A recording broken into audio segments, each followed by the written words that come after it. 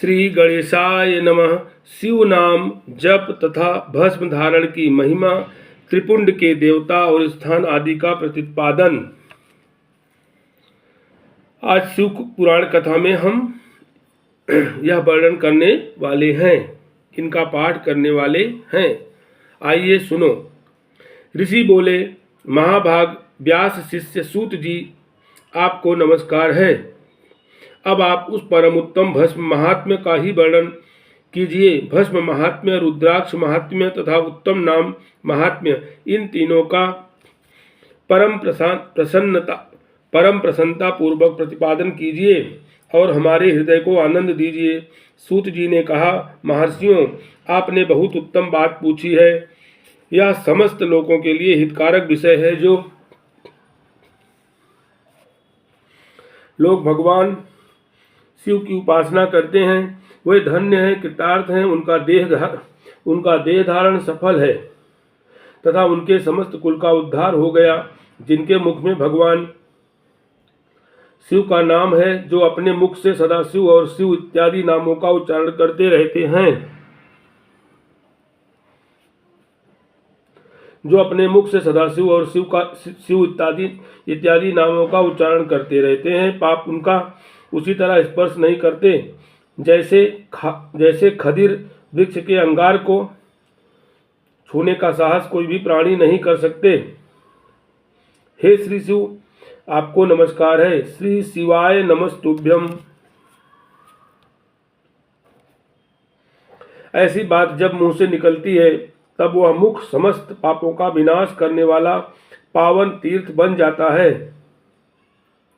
जो मनुष्य प्रसन्नता पूर्वक उस मुख का दर्शन करता है उसे निश्चय ही तीर्थ सेवन जनित फल प्राप्त होता है। ब्राह्मणों शिव का नाम, विभूति, भस्म तथा रुद्राक्ष, ये तीनों त्रिवेणी के समान परम पुण्यमय माने गए हैं। जहाँ ये तीनों शुभतर वस्तुएं सर्वदा रहती हैं, उसके दर्शन मात्र से मनुष्य त्रिवेणी स्नान का फल पा लेता है। भगवान शिव का नाम गंगा और विभूति यमुना मानी गई है।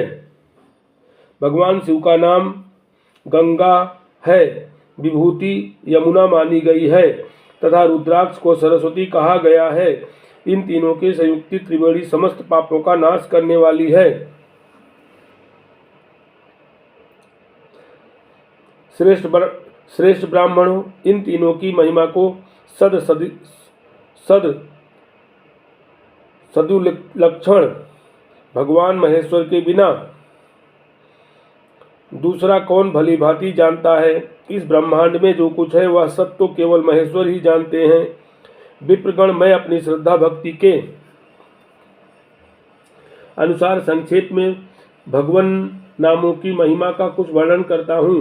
तुम लोग प्रेम पूर्वक सुनो। यह नाम महात्म्य समस्त पापों को हर लेने वाला सर्वोत्तम साधन है। शिव इस नाम रूपी दवानल से महान पातक रूपी पर्वत अनायास ही भस्म हो जाता है। यह सत्य है, इसमें संशय नहीं है। शौनक, पाप मूलक जो नाना प्रकार के दुख हैं वे एकमात्र शिव नाम भगवान नाम से ही नष्ट होने वाले हैं। दूसरे साधनों से संपूर्ण यत्न करने पर भी पूर्णतया नष्ट नहीं होते हैं। जो मनुष्य इस भूतल पर सदा भगवान शिव के नामों के जप में ही लगा हुआ है वह वेदों का ज्ञाता है, वह पुण्यात्मा है, वह धन्यवाद का पात्र है तथा वह विद्वान माना गया है। मुने, जिनका शिव नाम जप में विश्वास है, उनके द्वारा आचरित नाना प्रकार के धर्म तत्काल फल देने के लिए उत्सुक हो जाते हैं। महर्षि, भगवान शिव के नाम से जितने पाप नष्ट होते हैं उतने पाप मनुष्य इस भूतल पर कर नहीं सकते। जो शिव नाम रूपी नौका पर आरूढ़ हो संसार रूपी समुद्र को पार करते हैं, उनके जन्म मरण रूप संसार के मूलभूत वे सारे पाप निश्चय ही नष्ट हो जाते हैं। महामुने, संसार के मूलभूत पातक रूपी पादपों का शिव नाम रूपी कुठार से निश्चय ही नाश हो जाता है। जो पाप रूपी दवानल से पीड़ित हैं उन्हें शिव नाम रूपी अमृत का पान करना चाहिए। पापों के दवानल से दग्ध होने वाले लोगों को उस शिव नामामृत के बिना शांति नहीं मिल सकती। जो शिवनाम रूपी सुधा की वृष्टि जनित धारा में गोते लगा रहे हैं, वह संसार रूपी दवानल के बीच में खड़े होने पर भी कदापि शोक के भागी नहीं होते। जिन महात्माओं के मन में शिवनाम के प्रति बड़ी भारी भक्ति है, ऐसे लोगों की सहसा और सर्वथा मुक्ति होती है। मुनीश्वर जिसने अनेक जन्मों तक तपस्या की है, उसी की शिव नाम के प्रति भक्ति होती है, जो समस्त पापों का नाश करने वाली है। जिसके मन में भगवान शिव के नाम के प्रति कभी खंडित न होने वाली असाधारण भक्ति प्रकट हुई है, उसी के लिए मोक्ष सुलभ है, यह मेरा मत है। जो अनेक पाप करके भी भगवान शिव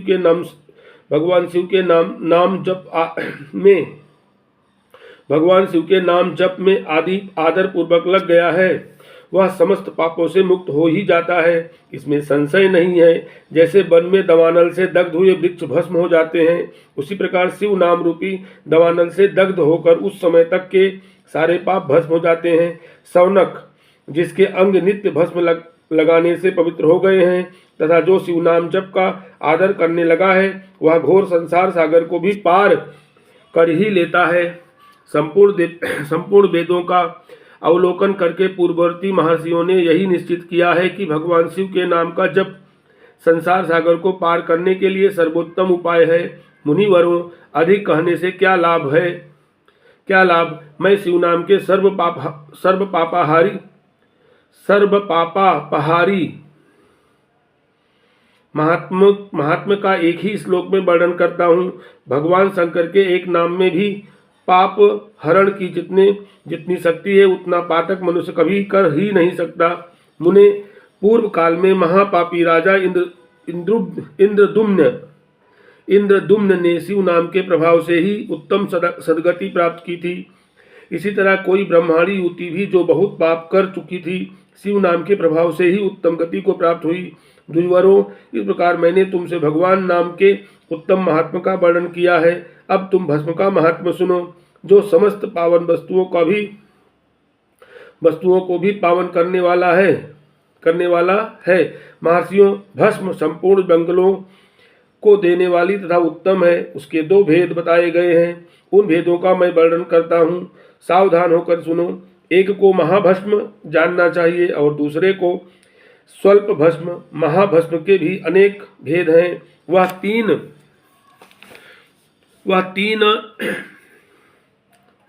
प्रकार का कहा गया है, श्रौत, स्मार्त और लौकिक। स्वल्प भस्म के भी बहुत से भेदों का वर्णन किया गया है। श्रौत तथा स्मार्त भस्म को केवल द्विजों के ही उपयोग में आने के योग्य कहा गया है।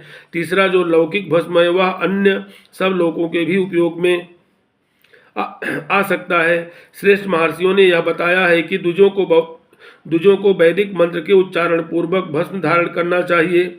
दूसरे लोगों के लिए बिना मंत्र के ही केवल धारण करने का विधान है।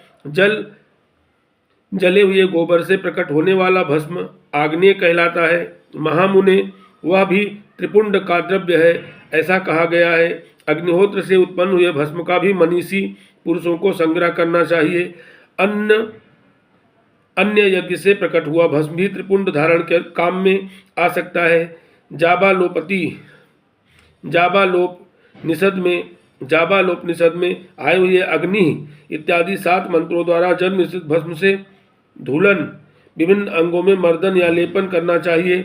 महर्षि जाबालिने सभी वर्णों और आश्रमों के लिए मंत्र से या बिना मंत्र के भी आदर पूर्वक भस्म से त्रिपुंड लगाने की आवश्यकता बताई है। जाबाली ने सभी वर्णों और आश्रमों के लिए मंत्र से या बिना मंत्र के भी आदर पूर्वक भस्म से त्रिपुंड लगाने की आवश्यकता बताई है। समस्त अंगों में सजल भस्म को मलना अथवा विभिन्न अंगों में तिरछा त्रिपुंड लगाना, इन कार्यों को मोक्षार्थी पुरुष प्रमाद से भी न छोड़े, ऐसा श्रुति का आदेश है। भगवान शिव और विष्णु ने भी त्रियक त्रिपुंड धारण किया है। अन्य देवियों सहित भगवती उमा और लक्ष्मी देवी ने भी वाणी द्वारा इसकी प्रशंसा की है। ब्राह्मणों, क्षत्रियों, वैश्यों, शूद्रों, वर्ण संकरों तथा जाति भ्रष्ट पुरुषों ने भी उद्धूलन एवं त्रिपुंड के रूप में भस्म धारण किया है। इसके पश्चात भस्म धारण तथा त्रिपुंड की महिमा एवं विधि बताकर सूत जी ने फिर कहा, महर्षियों, इस प्रकार मैंने संक्षेप में त्रिपुंड का महात्म्य बताया है। यह समस्त प्राणियों के लिए गोपनीय रहस्य है, अतः तुम्हें भी इसे गुप्त ही रखना चाहिए। मुनिवरों, ललाट आदि सभी निर्दिष्ट स्थानों में भस्म से 3 तिरछी रेखाएं बनाई जाती हैं। उन्हीं को विद्वानों ने त्रिपुंड कहा है। भवों के मध्य भाग से लेकर जहां तक भवों का अंत है उतना बड़ा त्रिपुंड ललाट में धारण करना चाहिए। मध्यमा और अनामिका अंगुली से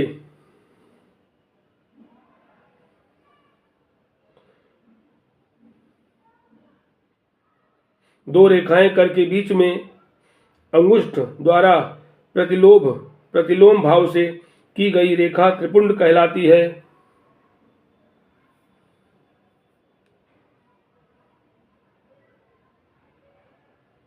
अथवा बीच की 3 अंगुलियों से भस्म लेकर यत्न पूर्वक भक्ति भाव से ललाट में त्रिपुंड धारण करें। त्रिपुंड अत्यंत उत्तम तथा भोग और मोक्ष को देने वाला है। त्रिपुंड की 3 रेखाओं में से प्रत्येक के 9 देवता हैं जो सभी अंगों में स्थित हैं। मैं उनका परिचय देता हूँ, सावधान होकर सुनो। मुनिवरों, प्रणव का प्रथम अक्षर अकार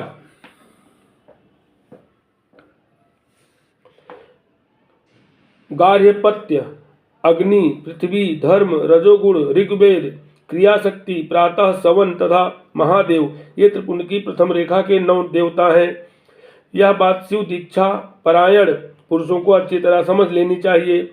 प्रणव का दूसरा अक्षर उकार दक्षिणाग्नि, आकाश, सत्वगुण, यजुर्वेद, मध्य दिन, सवन, इच्छा शक्ति, अंतरात्मा तथा महेश्वर ये दूसरी रेखा के 9 देवता हैं। प्रणव का तीसरा अक्षर मकार आहवनीय अग्नि, परमात्मा, तमोगुण, दुलोक, ज्ञान शक्ति, सामवेद, तृतीय सवन तथा शिव ये तीसरी रेखा के 9 देवता हैं।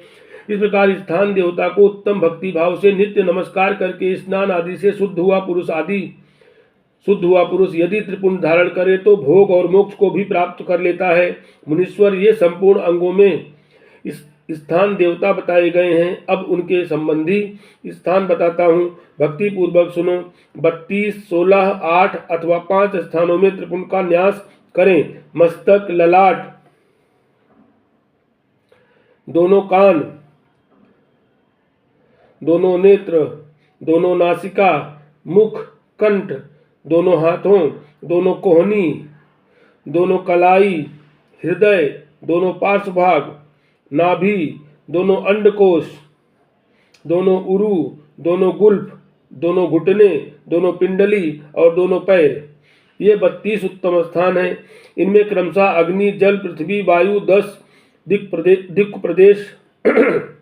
प्रदेश 10 दिक्पाल तथा 8 वसुओं तथा 8 वसुओं का निवास है।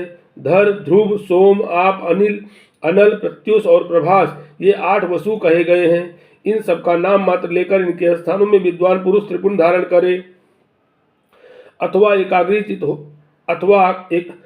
एकाग्रीचित हो 16 स्थान में ही त्रिपुंड धारण करे। मस्तक, ललाट, कंठ, दोनों कंधों, दोनों भुजाओं, दोनों कोहनियों तथा दोनों कलाइयों में, हृदय में, नाभि में, दोनों पसलियों में तथा पृष्ठ भाग में त्रिपुंड लगाकर वहां दोनों अश्विनी कुमारों का, शिव, शक्ति, रुद्र, ईश तथा नारद का और वामा आदि 9 शक्तियों का पूजन करे। ये सब मिलकर 16 देवता हैं। अश्विनी कुमार 2 कहे गए हैं, नासत्य और दस्र अथवा मस्तक, केश, दोनों कान, मुख, दोनों भुजा, हृदय, नाभि, दोनों उरु, दोनों जानु, दोनों पैर और पृष्ठ भाग इन 16 स्थानों में 16 त्रिपुंड का न्यास करें। मस्तक में शिव, केश में चंद्रमा, दोनों कानों में रुद्र और ब्रह्मा, मुख में विघ्नराज गणेश, दोनों भुजाओं में विष्णु और लक्ष्मी, हृदय में शंभु, नाभि में प्रजापति, दोनों उरुओं में नाग और नाग कन्याएं, दोनों घुटनों में ऋषि कन्याएं, दोनों पैरों में समुद्र तथा विशाल पृष्ठभाग में संपूर्ण तीर्थ देवता रूप से विराजमान हैं। इस प्रकार 16 स्थानों का परिचय दिया गया। अब 8 स्थान बताए जाते हैं। गुह्य स्थान, ललाट, परम, उत्तम, कर्णयुगल, दोनों कंधे, हृदय और नाभि, ये 8 स्थान हैं। इनमें ब्रह्मा तथा सप्तऋषि, ये 8 देवता बताए गए हैं। मुनीश्वरों भस्म के स्थान को जानने वाले विद्वानों ने इस तरह 8 स्थानों का परिचय दिया है। अथवा मस्तक, दोनों भुजाएं, हृदय और नाभि, इन 5 स्थानों को भस्म वेदता पुरुषों ने भस्म धारण के योग्य बताया है। यथा संभव देश काल आदि की अपेक्षा रखते हुए उद्भूलन भस्म को अभिमंत्रित करना तथा जल में मिलाना आदि कार्य करें। यदि उद्भूलन में भी असमर्थ हो तो त्रिपुंड आदि लगाएं। त्रिनेत्रधारी, तीनों गुणों के आधार तथा तीनों देवताओं के जनक भगवान शिव का स्मरण करते हुए नमः शिवाय कहकर ललाट में त्रिपुंड लगाएं। ईशाभ्याम नमः ऐसा कहकर दोनों पार्श्व भाग में त्रिपुंड धारण करें। बीजाभ्याम नमः यह बोलकर दोनों कलाइयों में भस्म लगावें। पितृभ्याम नमः कहकर नीचे के अंग में, उमेशाभ्याम नमः कहकर ऊपर के अंग में तथा भीमाय नमः कहकर पीठ में और सिर के पिछले भाग में त्रिपुंड लगाना चाहिए। हर हर महादेव शंभो।